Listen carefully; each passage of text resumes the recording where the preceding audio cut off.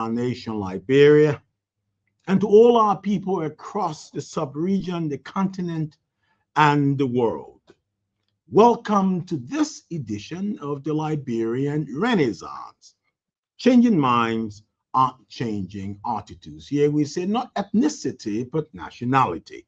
Not individualistic attitudes, but rather the we consciousness, we the people residing in Liberia, determined to make a constructive difference. I'm Larry Bropleh.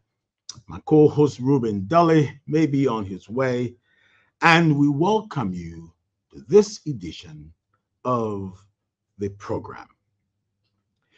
Today we are blessed again to have with us a trailblazer, one who never gets tired, and who keeps Liberia, Africa, and the world on her mind.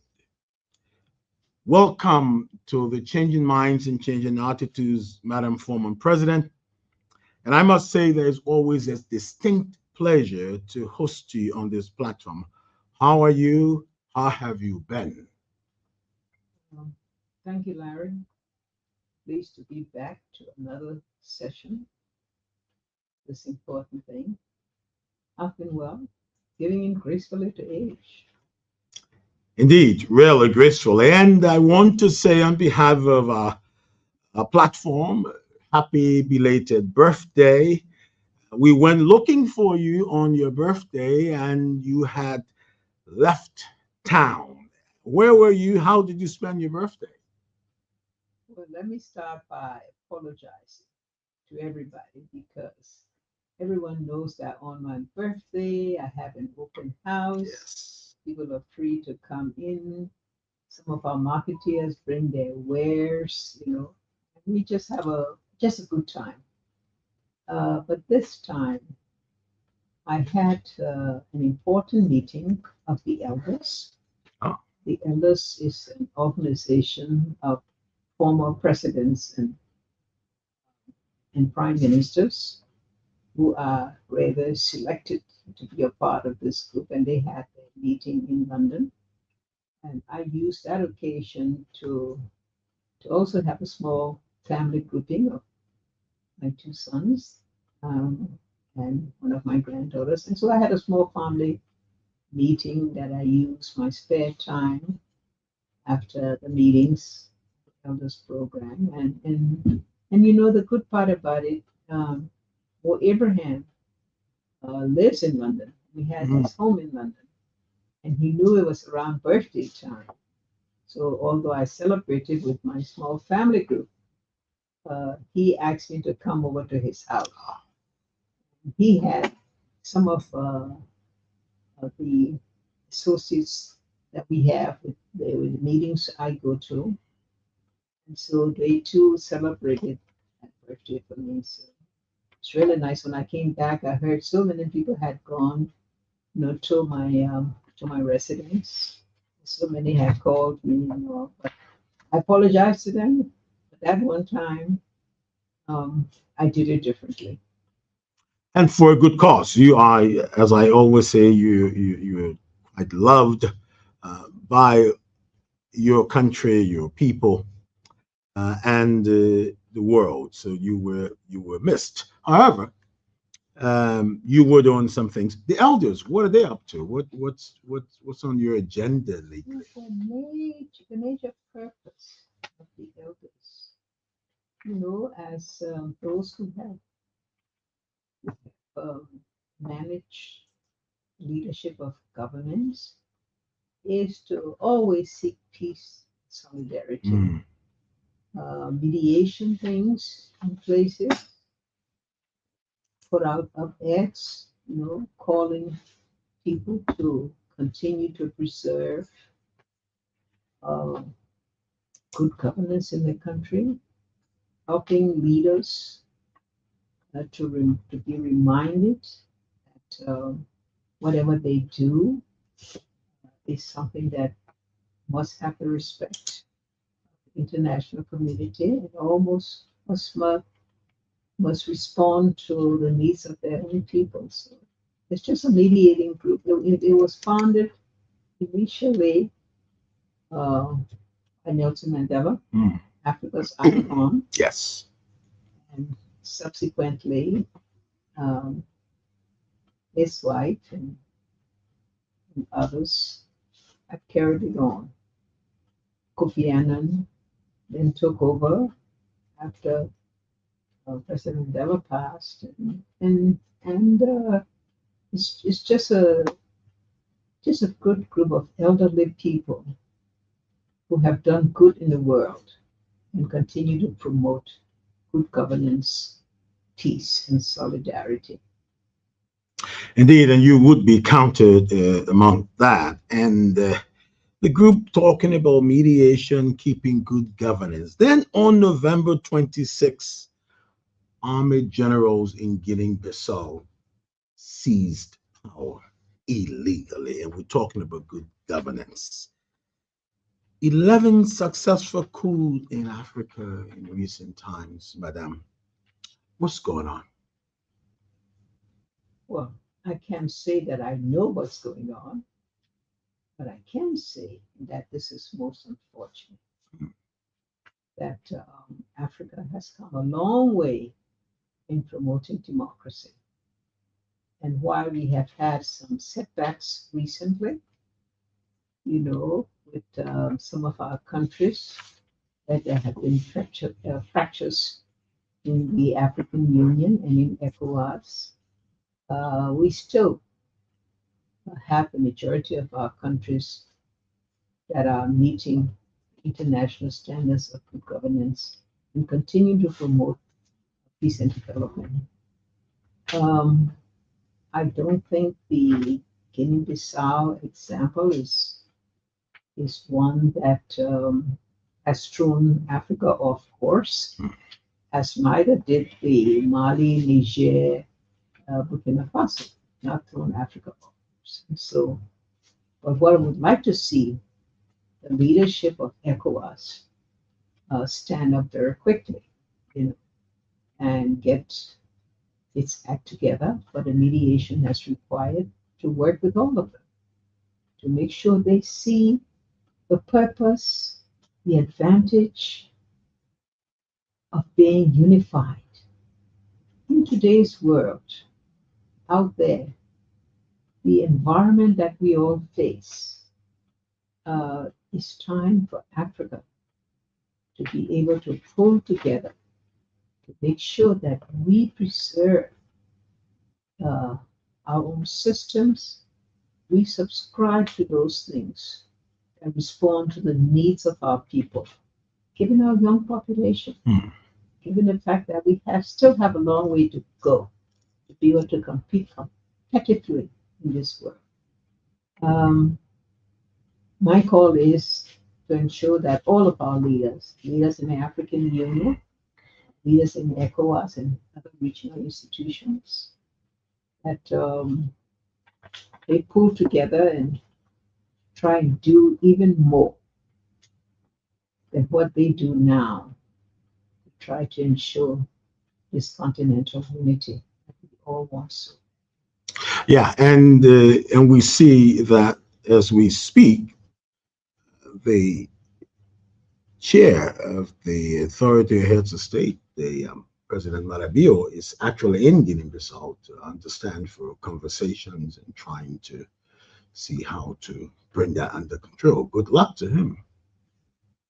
I think that's good that he's doing that. And I hope that this period of takeover will be very short and we'll see Guinea-Bissau go back to where it was before that eruption, go back to being a part of ECOWAS stability and carrying out our ECOWAS goals.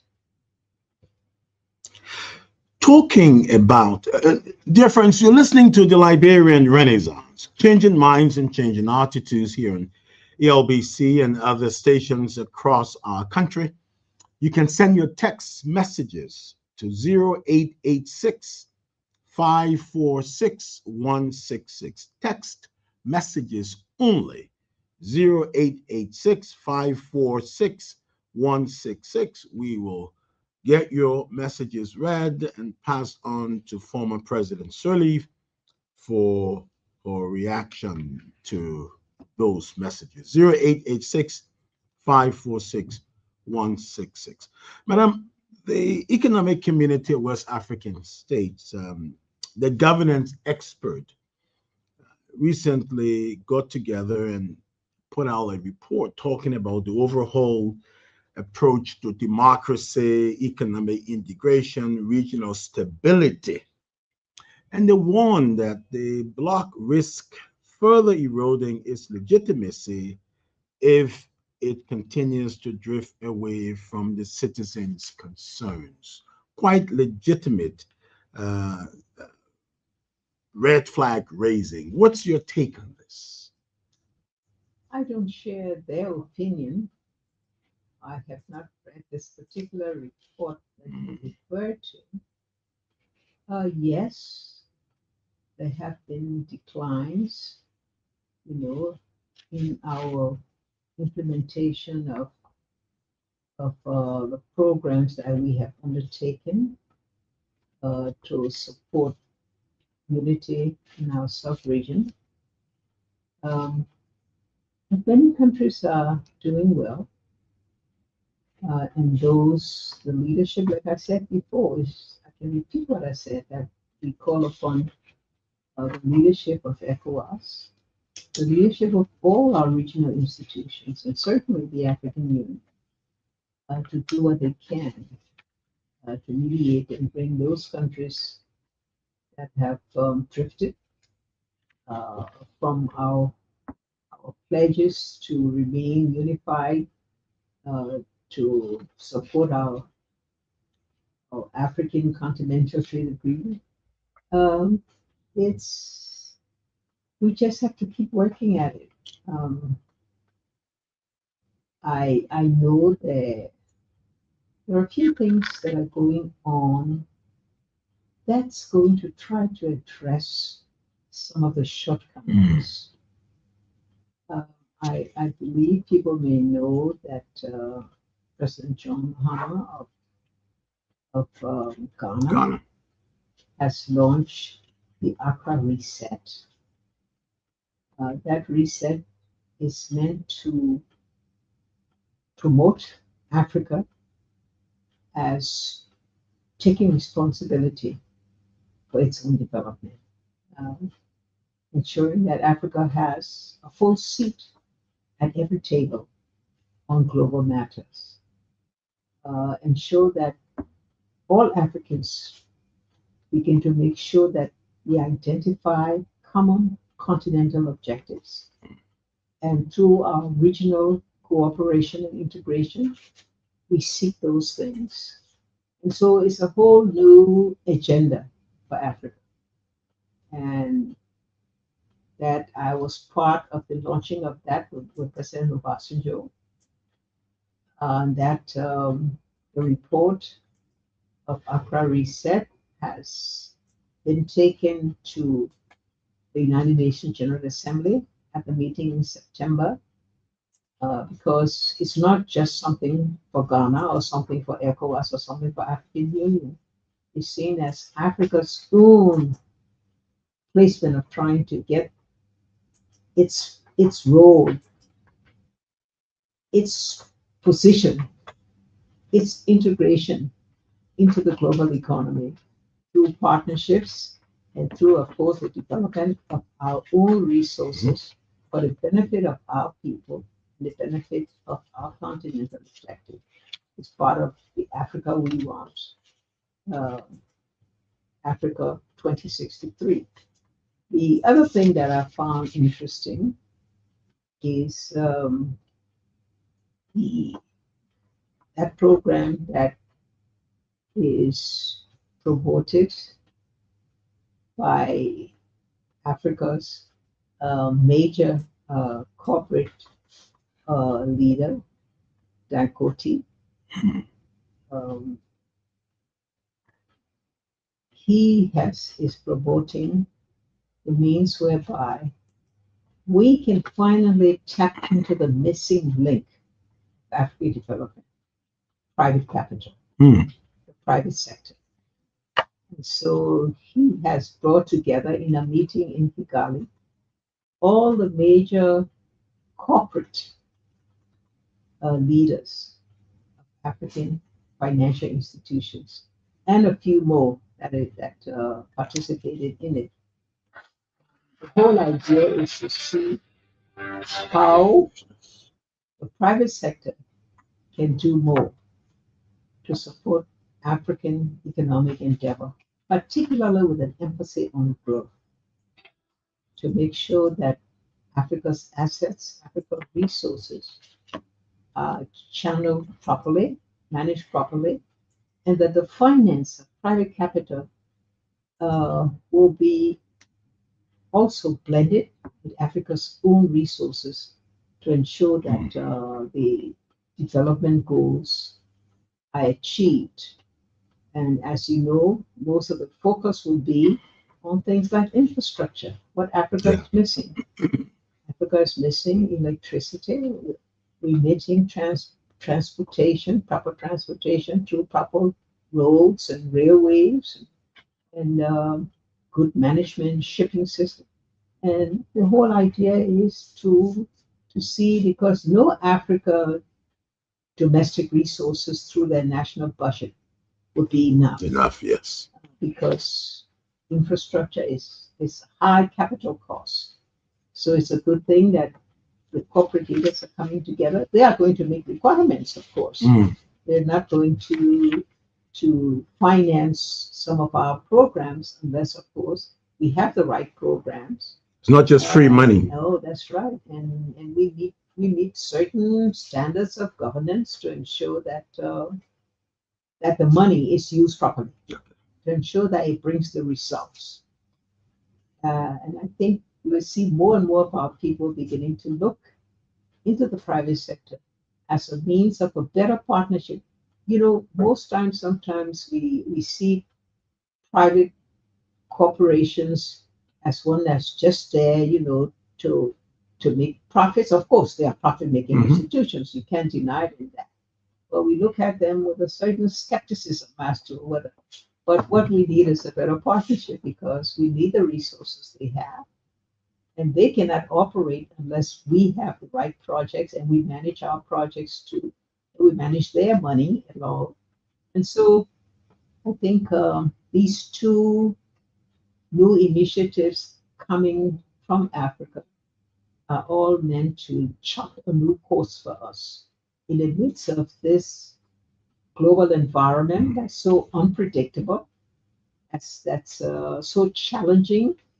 I think having initiatives that are African bred, African promoted, will lead to many of us in our countries re-looking at our own agenda, re-looking at our own system, how we can draw from some of these things and improve our own management of our resources for the better results of the people. Let's stick with this for a moment. When during your 12 years of presidency, I recall that you always push to have smaller government and a larger private sector, because your language was the private sector is the engine of growth. This seems to be right up the alley that you have been pushing for. How do you see that being translated and transmitted to Liberia? I think we need to do more. Um, IS promoted private sector, private enterprises, Liberian private enterprises, and quite a few of them started business. And I can say that quite a few of them have been successful. Mm. Connex is one of them. Um, the one with the ice cream is called, I think she's one of them. There's so Yes. many of them that have done very well. Yvonne Dennis Yeah, Sharks. yeah, Shacks. Shacks has done well also. and others. I may not be able to Right. recall all of them right now, but it's because we encourage them and encourage them to get partnership through the International Finance Corporation and others. But that was not enough. We could have done more. There was an initiative to try to give money to certain small businesses that could grow. Um, that I don't think achieved all the objectives we wanted because some people that signed up, I think, left the country, did not carry out the project that had been financed for them. But now we have another opportunity. We should start this over. Now we all realize the importance of private capital, the importance of good relationship, good partnership between government and the private sector toward a common objective. Your common objective is a nation that has increasing growth, a nation that is able to raise its resources for domestic endeavor because of businesses that support it and because of citizens that also are part of that. And so let's hope that our own country will look again at its own endeavor and, and do more to promote the private enterprises, many of them women, many of them doing food processing, uh, food preservation, and many of them have their own produce that are being carried in supermarkets. With labels and all that We now, all which should is give good. that support, give them the support so they can grow. If they grow, they would then be able to attract private capital, and that will make them grow even more. Some of the bigger ones. This is your program, The Liberian Renaissance, changing minds and changing attitudes. We're in conversation with former President Ellen Johnson Sirleaf, and it is going well. But then we will transition to Liberia and all of the good things that are happening here in this country. But I want to ask you now, what's new at the EJS Presidential Center for Women and Development? Anything new? What's the update? Well, we just installed a Liberia Yes, as the chief executive. Madam Ellen Pratt. Yes. And she competed with other Liberians and others from Africa. And she went through a rigid examination process, and she won by a committee, independent committee, a judge made the judgment of all. She won, and I'm pleased that we had others managing the program. Well, we had our first initial one, which was very good, Dr. Weeks. Yes, She yes, set the I example. remember that. It's Yes. just that she had to move off to something else, but she was the initial one that got the whole center started. So we owe her a lot of gratitude and a lot of thanks and appreciation. But now we have another Liberian that's taken over from the other two that managed it, and we're pleased about that. And other staff have been recruited and are now in place. The building project? Our partnership is growing. Um, we have partnership with several of the U.S. foundations, and, and I think we now have, if my numbers are correct, I think we have 55 uh, women leaders who are holding positions either in parliament or in executive position or in independent uh, non-governmental organizations as well as international. We say that we advocate for them, we enhance their profile, they meet, they are mentored by former women presidents and other high-ranking international institution heads, such as WHO head, the deputy of the United Nations. And it's going well. Um, Your building We in construction project. our North Star, if I may call it that, will be to put up an edifice where these women can convene. They can then have the chance to exchange things among themselves. They can also receive um, learning, teaching from experts in different places that will come and meet with them. Um, and we hope that, you know, give us 5 to 10 years, two or three of them might make a big breakthrough. Some of them are moving up. I was going to say. One or two of them are going to make the final one and break through the glass ceiling at some point. But That would be wonderful. when we start our construction, we're going to show and put it out for the public to know what it's all about because it's going to make a difference. It'll be an international. Center. It'll be for international use. The many people that's going to come there. The archives are going to be there. The library's going to be there. The training center is going to be there. So with all of those, it will be an attraction. Just like we worked with President Obasanjo's center to see how he has set his Set it things up. up. Yeah.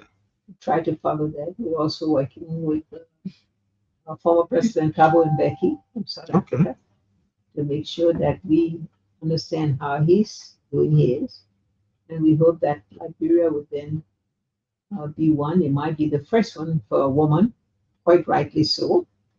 That's the first one, to be president that we have a presidential center. That's, that's in Liberia. I was going to say, for once, presidential papers and other things will be stored in Liberia rather than being abroad. There are two sets well, presidential papers are those that are official papers. Right. The ones that are done during the presidency. Mhm. Yes, those the original of those due to the National Archives. Right. That's why they are kept. The personal papers are things that are done before the presidency, things that are done, that do not conform to the president, have already been uh, categorized, and they've already have an agreement with Harvard University, and those personal papers are already Right. there. Now they are going to put those for scholars to use in their work, but they will be digitized and be put there. And also the presidential papers, which will rest with the National Archives, will also be digitized. The questions, and those will also be made available. So for me, we'll be setting an example, As you always have. that others will follow. But it's a good thing that we'll be able to leave something that's of international standard and something that will always be looked at and always be used and always be referenced uh, by the international community. But let's transition to Liberia. A few days ago, 16 days of activism was launched. And I'm just going to briefly call out a few of the numbers that was given. Gender-based violence report 2024, 3,957. 3,591 cases of gender-based violence recorded, rape alone constituting 2,759 cases. Out of the number of cases reported in 2024, women were the most victims at 3,554. Madam President, during your time, you pushed, you fought, you gathered your people at the ministries and agencies, you went across this country pushing and fighting so that rape will be a thing of the past. What's your assessment of how far that we have come with this fight? Are we Can we do it? Larry, it's a sad thing. Yes, we fought it. We established a court specifically to address rape cases. Um, it, it tried, it performed a bit, but not sufficient. It didn't do enough. We've made this a matter of public concern, you know, speaking against it, calling meetings. So many people, we have a law that says uh, you, if you had jail, you could not, Non-bailable. non-bailable Yeah. offense. Yeah. So what happens? So many people got jailed and stayed in jail because the courts were not functioning to be able to hear the cases. There were always excuses. And so I, I think, the citizens of this country, the leaders of this country, have got to do more. I think there's a law, a draft law that is being considered for the removal of female genital mutilation to ensure that this is stopped. I know we did a lot of work Yes, in around that. traditional societies Yes. all over the country, and I believe that they too had seen how wrong it was for one to be able to interfere with the normal life of a child, of a woman. Uh, but we've got to get men to change their attitudes, and we've got to be able to.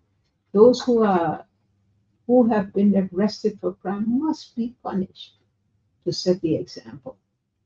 Um, Unfortunately, our courts, I must say, fall short in so many ways in being able to deliver. Uh, but that's a judiciary matter that needs to be looked at in its entirety because there are just too many complaints about the judiciary and about our court system, not just by Liberians themselves, but by Mm. international institutions that keep track of our governance, adherence to the right things. To- I just don't know what to do, Larry, about this personally on this rape issue. We'll keep talking about it. We'll keep working with the women organizations, and I think the women lawyers Yeah, the Female Lawyers have Association. Female Lawyers Association have a role to play. And we hope that they too can come together with women lawyers and with our very good um, leaders on the Supreme Court who are women, so that they too can join in giving us some advice, take some action, tell us how we can take action to be able to supplement whatever law they have or whatever uh, guidance they're going to put out, so that we all can join that effort as women. But more importantly, men too, because the men are the ones who are the perpetrator. They are the ones that do this. And we have to work on changing men's attitude. I have to say, on the traditional practices, female genital mutilation, President Boyka has just elevated that and lifted it up with the traditional council. But there's a lot of resistance still, madam. The people that are saying this is our tradition and we shouldn't be playing politics. And for me, I don't see it as politics, but people are resisting that those practices should continue.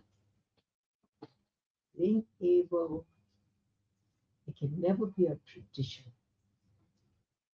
to do harm Mm.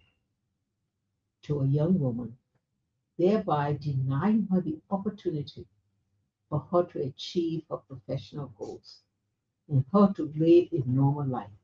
Anyone who say that's tradition, they ought to go and examine themselves all over again.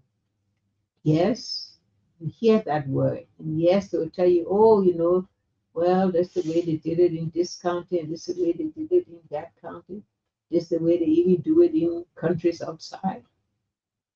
But anyone to follow that and to do harm and stop a child, stop a woman from achieving her objective in this kind of inhumane manner, and to use that as tradition, I'm sorry, those traditionalists need to themselves be put on trial. This is your program, The Liberian Renaissance, changing minds and changing attitudes. We're in conversation, former President Ellen Johnson Sirleaf, and it is going well. Madam, what's your take on youth development and youth employment in Liberia, especially young women?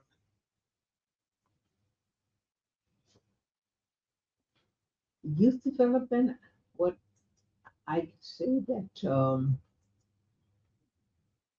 now that the educational systems are coming back into operation, clearly education is the foundation for development.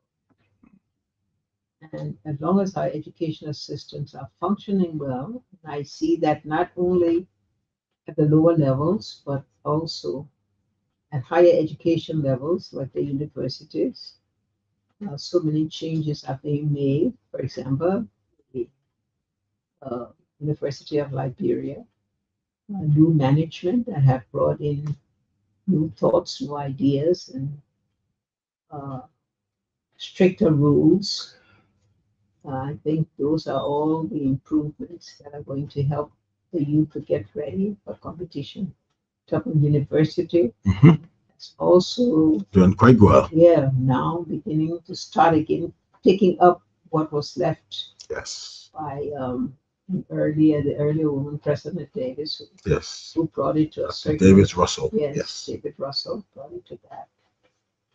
Is now moving very well. And Dr. Menji is really doing a great job. He really is. And we'd like to see the other universities do likewise. There are private schools, Mhm. that have high quality education. Maybe they're a bit expensive for many of our youth, but they do provide quality education. And so that many of our young people whose parents are able to afford it send their kids there. And let's see if our own public schools are made better. I know the teacher training institutes that have been closed or not functioning well for a while have now been resuscitated. And I think they are working more. So we can hope that things will be better. But much more needs to be done. Our training, technical training for young people are still too limited. I think one or two new programs have come up. What we all need to do is, I cannot tell you that I know enough of that. I need to spend more time doing some of the things I did before, like going around from county to county, looking at operations, seeing what some of the You things. still want to do that? Yeah, part of my job as a leader, part of the job for any leader, Okay. not to sit down at home, but to get out there. So when you speak, Get you out know there from and where see you what's speak. happening. Read the reports. Go out there. Somebody is doing something, yes, it's just a matter of letting them see the concern of leaders, letting them see people go there and see things. Talk to some of the young people, get their ideas, give them some of your suggestions. You don't have to, it's not meddling with anybody, meddling anything. That's the duty of leaders to take the position of being interested, being informed, provide some support, provide assistance in any way you can within within your own abilities and after which you have full entitlement. Madam, without a doubt, we see strong efforts in our country with this government developing the nation, our roads, construction of public schools, stronger fight against malaria and illegal drugs. However, we still see a lot of corruptibility on the part of public officials. And you look at other nations around us, many are making strong advancement, but transparency and accountability still hinders our nation's development. What do you think we can do differently in order to minimize corruption in our Larry, I think we have all the laws. We have all of the policies to fight corruption. Our implementation is the problem. country? Carrying them out is the problem. You know, admitting to it, and it's at all levels. That's really sad. It's at all levels. Uh, and even though progress was made during our administration, we didn't solve it, Mm. but we made some progress in terms of the auditing system, ensuring the independence, of those institutions that are to be the Yeah. guardians, of integrity. We did all things for the integrity institutions. I don't think many of them, have kept the pace that we had set. I don't think many of them have provided the kind of performance, have made the kind of performance that we want to see. But then it has to be an initiative that has to come at all levels of society, from the very top down, to do something about it and to be able to punish those in accordance with the law as the law exists. So, and we should all be ready. Even those of us who are former leaders should be ready to stand up, you know, and be ready and to answer questions and to be a part of trying uh, to promote the system of just plain honesty in what you do, honesty in what you say. Madam, is Liberia on the right track politically and developmentally? Everything they say in Liberia is politicized. Oh, it's like you're on the right track. Um, I see many good things are happening. I always say there are good things and there are not so good things. Mm. You know, saying good things, I think we ought to applaud the Maritime Commission Yes. for, ensuring that Liberia remained on the top. And, and I think we should applaud some of the others that are And the Minister of doing, Foreign Affairs with yes, the Liberia and the Security Council. doing things. Yeah. But also, there are other basic things. Compensation for people Mm. that were reduced some time in another, it reached a level in our administration. And I think it was reduced in the subsequent thing, and I'm not sure it's been I restored. think the word was harmonized. Call it whatever you want to call it. But it's a reduction in people's pay, and it's not right. And so, The people say the I, people get paid too much I anyway. It's a small country like oh, ours. no, that's not true. Um, that's not an excuse Mm. for those, that steal. That's not an excuse for dishonesty to say I didn't get paid enough. But I think we too must realize, as a government, as an organization, as an institution, that people deserve a living wage. And if they don't get a living wage, they tend to do other things to be able to meet their basic needs. And that's something we ought to think about. How That's, it's always been that those are the higher echelons of the society, make so much more than others. Yes, there will be a difference, but please let's look at what some of the other countries do. And I'm not saying this because I say my administration was perfect or do anything. No, but I think if the time has come, given the increase in our populations, that we have to do more for the people. And we have to look at those systems that have pertained for many years need to be changed. Countries are changing their systems, and Liberia must do the same. Systems that will do more for the people, systems that will do more for young people, systems that will do more for women. These are changing times, and if we don't change, we will be there.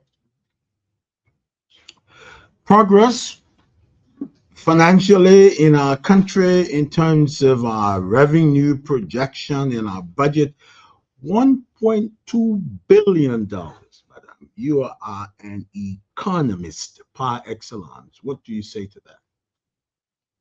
Well, Larry, I must first read the budget before I make any Mm. comment on it, okay? And I must say I have not received a copy. I've been out of the country for a while. I will look at it. The only one point I would make, because of you know of the talk of, part of this budget is because we're going to get so much money from one of the um, one of the major Concessionaires, yeah. mining companies. Well, my only word on that is we must be very careful with concessions. Um, when we started in 2005, we met two major concession operations that were doing well. When we looked at the concession agreement, we found very good reasons to have renegotiations. One was Firestone, one was ArcelorMittal. And we had them redone with strict things about where's the ownership of these Mm. facilities, what is the amount of benefits that go to the people, and they were changed. I just want to say that any asset of the country, those assets that usually concessions make an understanding agreement with government, but those assets of the country does not belong to any government or any organization, any corporation or concession agreement. Those assets belong to the people of the country. We are custodians Mm. as leaders, custodians to manage it well in the interest of the people. That's the role of the executive. The role of legislature is to ensure that the executive serves as a guardian and guards it in the proper way. And they ensure that how it's managed is managed in the interest of the people. If that's not done, then we can ensure the country is not going to get the best out of its resources and that was given to them by God. What do you think? Do you think it's being done? I mean, you're here, you're involved, you listen to the radio, you watch television. No, I'm not involved in any way to As a examine private citizen, that. an eminent No, private no, no, citizen. no. It's more than a private citizen. I'm a leader. All right. Then. I'm more than a private citizen, so I have a right to speak. Right. I have a right to talk. But I must know something before I talk. I Mm-hmm. don't want to talk something that you don't know because then you just make noise for nothing, when you don't have it. When I have the evidence, if I have a copy of the concession agreement and I read it, I would be able to say I've read it and I know, yes, it's in the interest of the people. Yes, it's for the benefit of people. Or I would be able to say, somebody is taking money on the side and being able to do things that are not right. But I have to go have the information first. I'm not afraid of information, and I I'm know not that. afraid of the truth. Dear friends, we're winding down with former President Madam Ellen Johnson Sirleaf, an elder.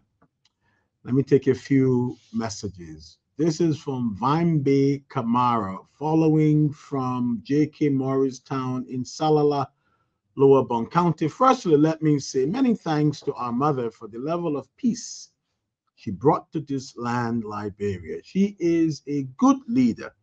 For this reason, we'll not miss her because a good leader is not missed. They can only be remembered. My God, may God continue to bless you because it's not easy for a lady to lead a country that just came out of war. My name is Augustine N. Gonwagwe, joining you from Saninquale, Nimba County, Nimba 99 community. I want to extend my thanks and appreciation for speaking peace existence in our country. Thank you very much. May God continue to bless your efforts and reward you for all that you continue to do for our country, Liberia. Belated birthday, Madam EJS, with the sacrifices made by you, the icon, along with President Nelson Mandela in his country, for which his legacy is unforgettable for South African. You were to be named Liberia's Nelson Mandela, but you are our former president, and we are proud of your great efforts. Let me do one more. Madam, thank you so much for always coming on to speak to us. Your voice resonates with all of us, and thank you for supporting our president and this government. For if this government fails, Liberia has failed, and you are a Liberian. We love you. May God bless you. All right, all right. People still love you. Hope they'll love me when I am a form on something. I don't know. We're winding down, Madam President. Uh, is there anything obtaining within our nation that concerns you most? Anything? Um,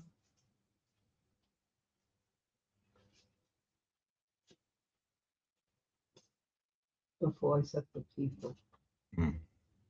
the peace. I believe it's time that leaders arrange discussions with you. Leaders participate in some of the youth programs to learn their thoughts, to know their situation. Leaders do the same with the initiatives of women, be able to see what they're doing. And I focus on these two groups Mm. because most times these are the two groups, youths and women, that are not up to the level of us in every way, whether it's for position, whether it's for compensation, whether it's for recognition, whether it's for support. They don't measure up to what men, because men seem to give priority and preference to themselves, to their some old colleagues, uh, and that is changing. And Liberia must also be part of the changing global environment if we want to keep ourselves safe. So that's my word. But my final thing is this is the vacation period. And this is time for all Liberians to pause in a couple of weeks, with more, to be able to enjoy their holidays, their families. Um, will be very glad to see the work that's going on, with the overpass that is Yes. now being constructed there. I'm so glad to see it because it's something that we had put in way back then, our administration, which never got done. But now we see it being done. I think that's wonderful. So those construction workers, let's wish them Merry Christmas. But I think please keep doing your work. You can always, do a little bit and then you can just go home Christmas Day. But please come back. Don't disappear for one whole week. You say, honey, I want my Christmas so we can get this work done. Because we're having difficulty with the weather, Yes. Yes. raining too much and And this, climate change yeah. showing itself in Liberia as in other places. So we must, anytime we have opportunity to do things that require sunshine, we should do it now. So Happy December happy because you're gonna have December. one more before Christmas. You'll come back here before Christmas. No, we'll deal with that one in due course. Right now, let me give a pre-Christmas message of everybody. Do something for somebody in Christmas time. Give a lift to somebody. Make somebody go home happy and say, thank God somebody did this for me. Whether it's a meal, whether it's whatever it is, something that makes somebody feel wanted, make them feel like somebody remembered them. Doesn't make it be your family, yes, but it's always good if you do it too for somebody who's a stranger, somebody you don't know. How well you make that person see life in a different way. So until I'm back, I don't think it will be December. Until that, you all good evening. Dear friends, this has been a special edition with former President Ellen Johnson Sirleaf. This is our December and Christmas, pre-Christmas edition, because I will be back 2 Tuesdays from now. And we want to thank you, Madam President. Each time you come is splendid. And we want to thank all of our people in studio who do so much here at ELBC and across our country. I have been Larry Bropleh, and until next time, be an agent of change. So long.